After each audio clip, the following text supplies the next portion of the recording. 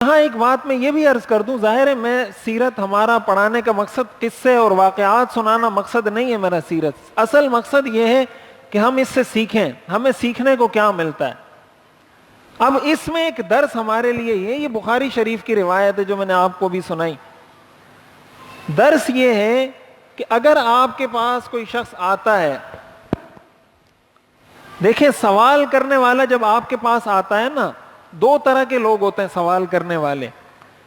ایک وہ شخص ہوتا ہے جو سوال کرنے کے لیے اس لیے آیا، اس کو ماننا نہیں ہے، آپ کی بات اس نے تسلیم نہیں کرنی، یا تو آپ کو زج کرنے کے لیے آیا ہے، یا تو آپ کو تنگ کرنے کے لیے آیا ہے، یا آپ سے مناظرہ کرنے کے لیے آیا ہے، یا کسی بھی طرح آپ کو نیچا دکھانے کے لیے آیا ہے۔ ایک تو وہ سوال کرنے والا ہوتا ہے، تو ایسے سوال کرنے والے کو تو کسی بھی طرح ٹال دینا چاہیے، کسی بھی طرح گھما پھرا کے۔ قرآن کریم میں آتا ہے وَإِذَا خَاطَبَهُمُ الْجَاهِلُونَ قَالُوا سَلَامًا، کہ اللہ کے نیک بندوں کی نشانیاں یہ ہیں کہ جب جاہل آدمی ان سے الجھتا ہے تو وہ آگے سے کہتے ہیں سلامن، السلام علیکم۔ السلام کا مطلب میری جان چھوڑو، بس ان سے بحث مباحثے کا کوئی فائدہ نہیں ہے۔ ایسے آدمی کو اگنور کر دینا چاہیے، اس لیے کہ آپ کو جب پہلے سے یہ بات پتہ ہے کہ بھائی یہ پوچھنے کے لیے آیا ہی نہیں ہے، اس کا مقصد ہی پوچھنا نہیں ہے، اس کا مقصد ہی مناظرہ کرنا ہے، اس کا مقصد ہی بحث کرنا ہے، حق کا طالب بن کر نہیں آیا بلکہ اپنی بات آپ کو سمجھانے آیا ہے، ایسے لوگوں کو کسی بھی طرح ٹال مٹول کر کے ٹال دیں۔ دوسری قسم کے لوگ وہ ہوتے ہیں جو بات سمجھنا چاہتے ہیں، اور ظاہر ہے یہ دونوں چیزیں انسان کامن سینس سے انسان سمجھ سکتا ہے۔ جب آپ کے پاس کوئی بندہ آتا ہے، آپ اس کے ساتھ 2-3 منٹ بات کریں گے، آپ سمجھ جائیں گے اس کو کہ یہ کیا ہے، اس کا مقصد کیا ہے۔ اگر کوئی شخص آپ کے پاس اس لیے آیا ہے کہ وہ بات سمجھنا چاہتا ہے، تو ایسے شخص کو بڑے تحمل مزاجی کے ساتھ، بڑے ٹھنڈے مزاج کے ساتھ، بڑی بردباری کے ساتھ، بڑی حکمت کے ساتھ، تفصیل سے ڈیٹیل میں آپ اس کو سمجھائیں۔ اس کو دھتکارنا، اس کو وہاں سے نکال دینا، اس کو اگنور کر دینا، یہ سیرت کا درس نہیں ہے۔ ہمیں یہ درس کہاں سے ملتا ہے؟ یہ اس سے ملتا ہے۔ حضرت عبداللہ ابن سلام آئے تو حضور سے سوالات کیے کہ آپ مجھے یہ بتائیں کہ قیامت کی پہلی نشانی کیا ہے۔ حضور نے یہ نہیں فرمایا کہ جاؤ یہاں سے، اس طرح کے سوالات نہیں کرو مجھ سے، ٹھیک ہے۔ انہوں نے پوچھا کہ جنتیوں کی سب سے پہلی خوراک کیا ہوگی، تو حضور نے یہ نہیں فرمایا کہ جاؤ یہاں سے، تنگ نہیں کرو۔ حضور علیہ الصلوۃ والسلام جانتے تھے کہ یہ یہودیوں کے بہت بڑے عالم ہیں، اور انہوں نے یہ سب کچھ پڑھا ہوا ہے، یہ جو مجھ سے پوچھ رہے ہیں یہ اس لیے پوچھ رہے ہیں کہ انہوں نے اپنی کتابوں میں یہ پڑھا ہے کہ وہ پیغمبر ان سارے سوالات کے جوابات اس کے پاس ہوں گے، اس لیے یہ مجھ سے پوچھ رہا ہے۔ آپ نے ان کے ایک ایک سوال کا جواب دیا۔ تو اس سے ہمیں یہ درس ملتا ہے، اس درس کو اچھے طریقے سے سمجھنا چاہیے۔ نہ تو آپ ہر آدمی کو دھتکاریں، اس لیے بعض لوگ علماء سے اس بات پہ بدظن ہوتے ہیں، بدگمان ہوتے ہیں کہ یار یہ تو ہماری بات ہی نہیں سنتا۔ اب دو باتیں ہیں اس میں، اگر تو آپ بات سمجھنا چاہتے تھے، اس نے دھتکارا ہے تو اس نے غلط کیا ہے، اور اگر آپ اس سے مناظرہ کر رہے تھے اور اس نے دھتکارا ہے تو اس نے ٹھیک کیا ہے، آپ نے غلط کیا ہے۔ یعنی ایسا بھی نہیں ہے کہ ہر حال میں جس کے پاس آپ گئے ہیں وہ ٹھیک ہو، اور ایسا بھی نہیں ہے کہ ہر حال میں آپ ٹھیک ہوں۔ اگر آپ سمجھنے کی نیت سے گئے تھے اور آپ نے اس کو یہ باور بھی کرایا، اس کو بتایا بھی، اس کو پتہ چل بھی گیا کہ یہ بات سمجھنے کے لیے آیا ہے، تو ایسے شخص کو نہیں دھتکار سکتے آپ۔ قرآن کریم کی جو یہ صورت نازل ہوئی ہے عبس وتولی ان جاءہ الاعمی وما یدریک لعلہ یزکا، اس کا پس منظر ہی یہی تھا۔ حضور علیہ الصلوۃ والسلام سرداران قریش کو دعوت دے رہے تھے، بڑے بڑے جو ان کے سردار تھے، قبیلوں کے بڑے تھے، سارے آئے ہوئے تھے، تو وہ حضور علیہ الصلوۃ والسلام ان کو دعوت دے رہے تھے دین کی، اور مقصد آپ کا یہ تھا کہ یہ سارے قبیلوں کے سردار ہیں، اگر یہ اسلام قبول کر لیتے ہیں تو ایک قبیلے کا سردار جب اسلام قبول کرے گا پورا قبیلہ اسلام قبول کر لے گا۔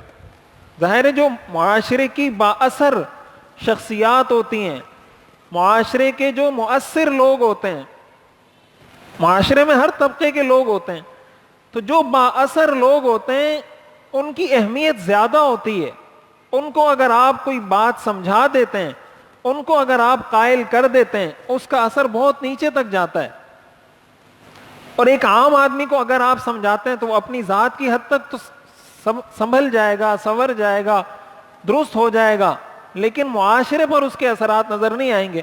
حضور علیہ الصلوۃ والسلام بھی اسی چیز کو سامنے رکھتے ہوئے ان کو دعوت دے رہے تھے۔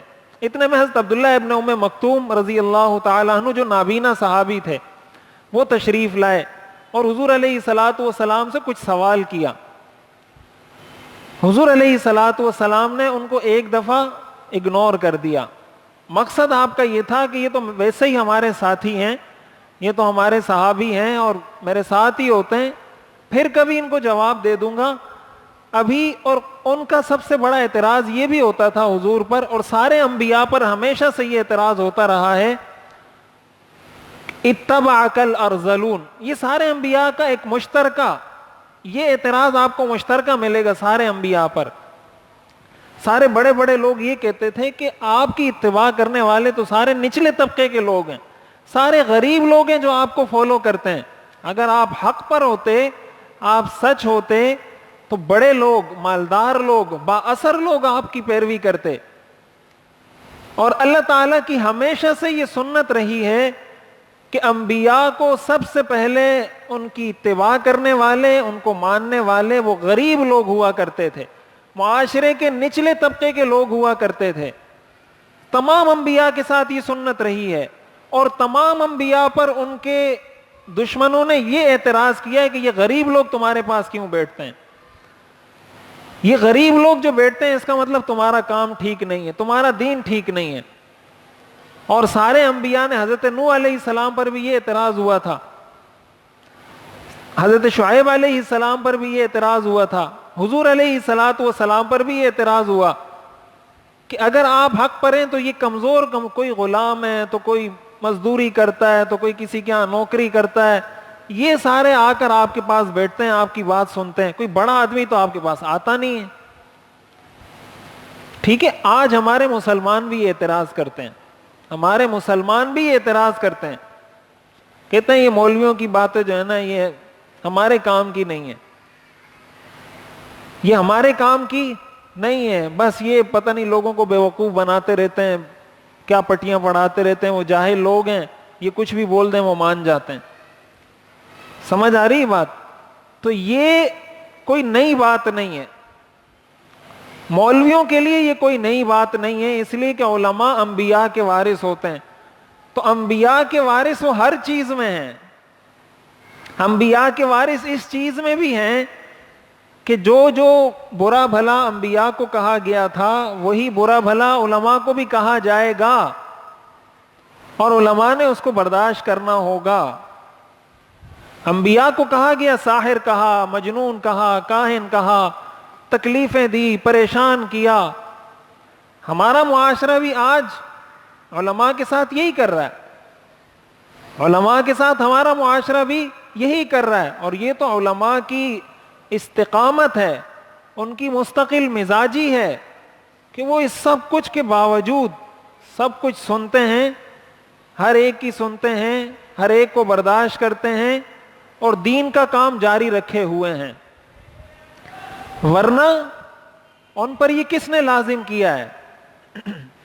ایک امام اگر مسجد میں امامت کرتا ہے تو وہ جا کر باہر مزدوری بھی کر سکتا ہے۔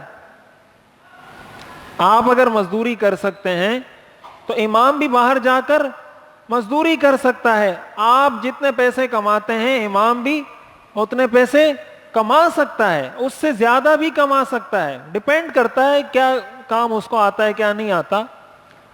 ایسا تو نہیں ہے کہ اس کے یا ہاتھ نہیں ہے یا اس کے پیر نہیں ہے یا اس کا عقل اس کی کام نہیں کرتی یا اس کے پاس دماغ نہیں ہے۔ اور باہر کام کرنا بہت آسان ہے. باہر تو کام آپ نے کیا کرنا ہے, 9 بجے جائیں, 5 بجے چھٹی, 5 بجے کے بعد مزے کریں, کوئی ٹینشن نہیں, بس اپنے گھر میں, اپنے گھر کے کام کاج میں. اتوار کو چھٹی کریں, ہفتے کو بھی چھٹی کریں, اور مہینے میں, سال میں آپ کی 30 چھٹیاں الگ ہیں, اور جناب یہ ہے اور تو وہ ہے, طرح طرح کی چیزیں ہیں.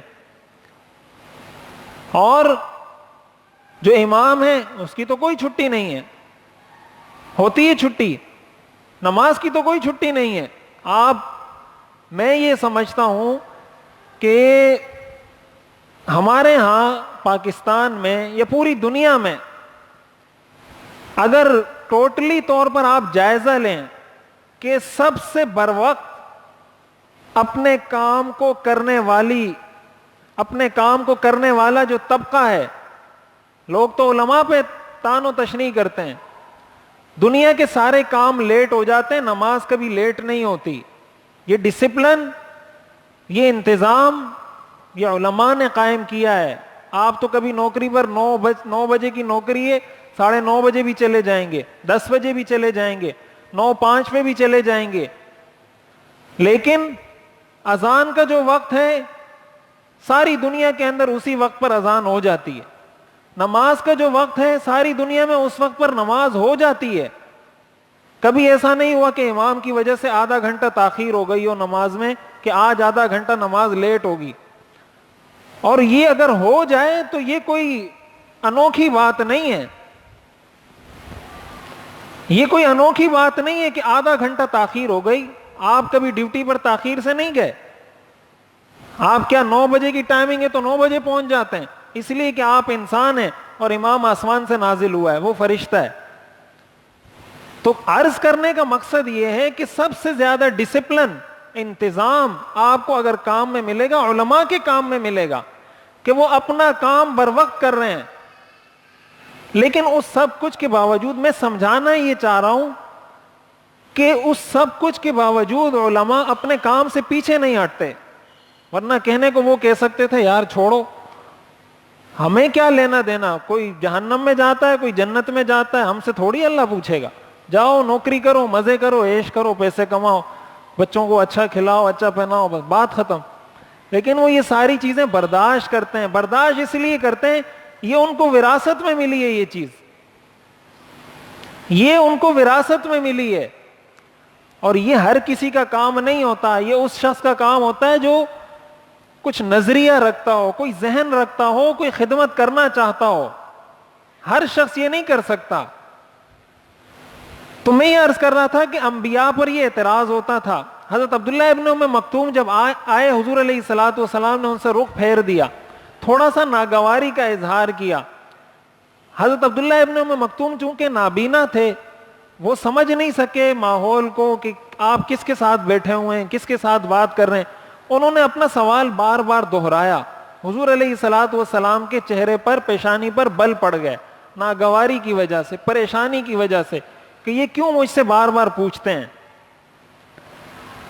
اور آپ نے ان کو جواب نہیں دیا. اس پر قرآن کریم کی آیات نازل ہوئی, عبس وتولی ان جاءہ الاعمی وما يدریک لعلہ یزکا او یذکر فتنفعہ الذکرى.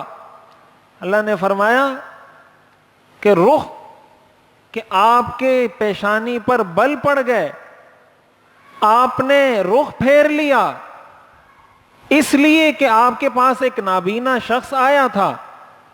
وما یدریک لعلہ یزکا, آپ کو کیا پتا, ہو سکتا ہے وہ اپنے دل کو آپ کی نصیحت سے منور کر کے اپنے دل کی صفائی کر دیتا. او یذکر فتنفعہ الذکرى, یا آپ کی وہ نصیحت سنتا تو اس کو آپ کی نصیحت فائدہ پہنچاتی.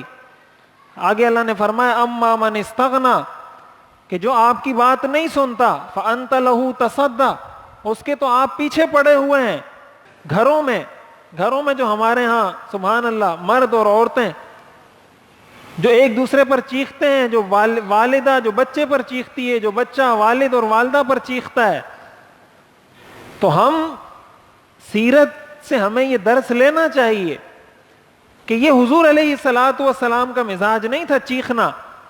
وہ کہتے ہیں نا جتنا زیادہ چیخو گے اتنا روب زیادہ ہوگا، چیخو چلاؤ برا بھلا کہو کہ اس چیخنے سے ہی ڈر جائے. تو اول تو یہ بات سنت کے خلاف ہے، سیرت کے خلاف ہے، اور دوسرا اس سے پھر نقصان بھی ہوتا ہے، اس کا اثر اچھا نہیں ہوتا، برا ہوتا ہے. تو اس لیے گھروں کے اندر بھی ہم دیکھیں، یہ بات میں جو سیرت پڑھانے کا مقصد ہے نا بنیادی، وہ یہ ہے کہ اب جیسے ہمیں یہ پتہ چل رہا ہے کہ آپ نرم مزاج کے تھے، تو ہم نے جب یہ پڑھا، ہم آج سے یہ کوشش کریں کہ بھائی میری طبیعت میں بھی نرمی آ جائے.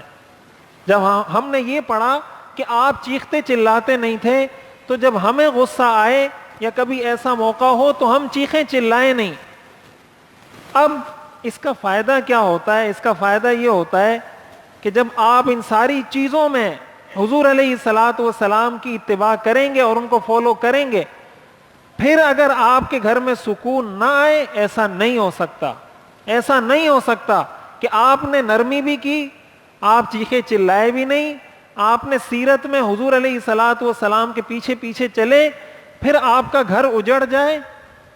اب بہت ساری بیویاں شوہروں پر چیختی ہیں، بہت ساری بہنیں بھائیوں پر چیختی ہیں، چلاتی ہیں. حضور علیہ الصلاۃ والسلام کی یہ صفت نہیں تھی. اپنے بچوں کو اس چیز کی تربیت دیں. اسی طرح آپ کے بارے میں فرمایا ولا يدفع، یہ صحیح بخاری کی حدیث ہے، ولا يدفع السیئۃ بالسیئۃ، کہ برائی کا بدلہ برائی سے نہیں دیتے. آپ کے ساتھ کوئی برائی کرتا ہے، آپ اس کے ساتھ اچھائی کریں، جتنی کر سکتے ہیں اچھائی کریں.